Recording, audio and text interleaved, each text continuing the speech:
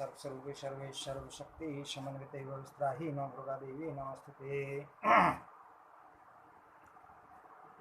हिमालय ने कहा, देवेश्वरी महेशानी करुणानिधि अंबिके, अब आप अपने पूजन की समुचित विधि बताने की कृपा करें।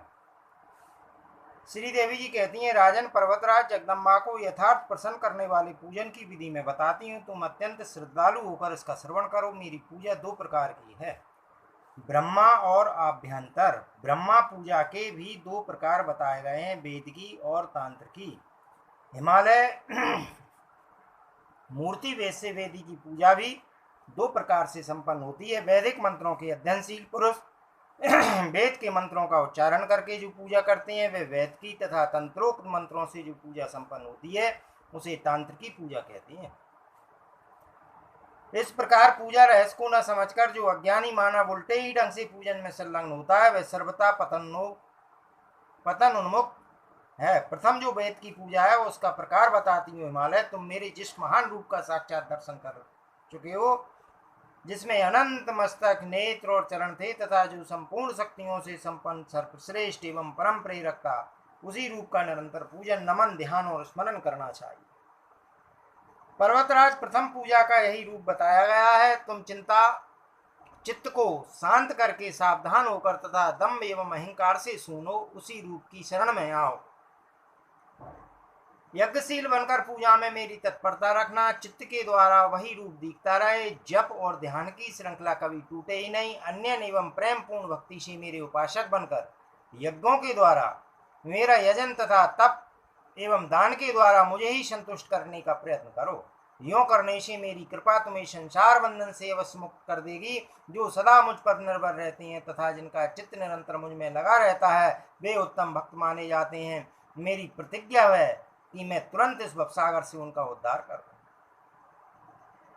राजन, मैं ध्यान पूर्वक कर्मयोग, भक्ति योग अथवा ज्ञान योग इनमें से किसी के द्वारा भी प्राप्त हो सकती हूँ, ना कि केवल कर्मयोग से ही। कर्म निरर्थक नहीं है, क्योंकि सत्कर्म के प्रभाव से पाप का उच्छेद होकर धार्मिक भावना जम जाती है।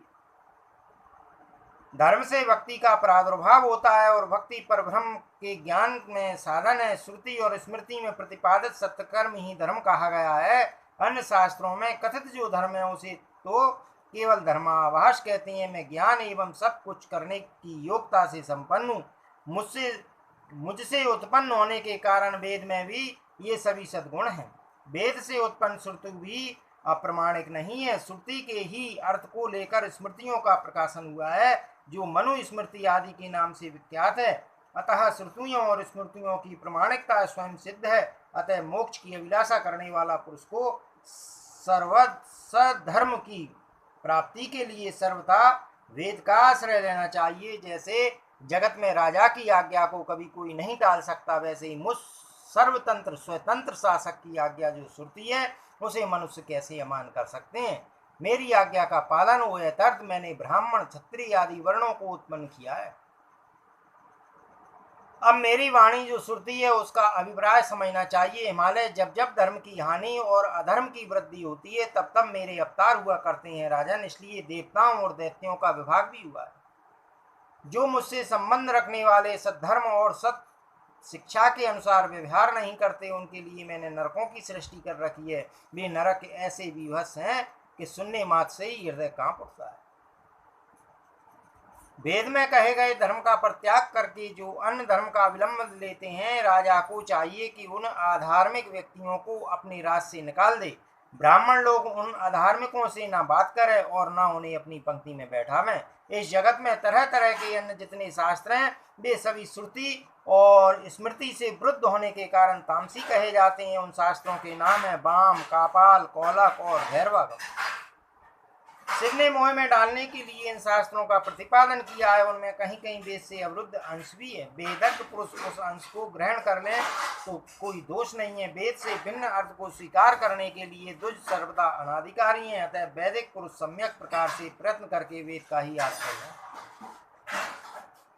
यही शाश्वत धर्म है। इसके साथ रहने वाले ज्ञान से ही पर ब्रह्म प्रकाशित हो सकते हैं। जो संपूर्ण इच्छाओं का त्याग करके मेरी ही शरण में आ गए हैं समस्त प्राणियों पर दया करते हैं, मान एवं अहंकार से रहित हैं, जिनका चित्त मुझ में अनुरक्त रहता है, प्राण भी मुझ में लगे रहते हैं, जिनके द्वारा मेरे स्थानों की चर्चा होती रहती है, ऐसे सन्यासी, वानप्रस्थग्रस्त अथवा ब्रह्मचारी यदि भक्ति पूर्वक मेरे विराट रूप की सदा उपासना करते हैं, तो मैं निरंतर मुझ में लगे रहने वाले उन पुरुषों के अज्ञान जन्य अंधकार को ज्ञान में सूर्य के प्रकाश द्वारा तुरंत नष्ट कर देती।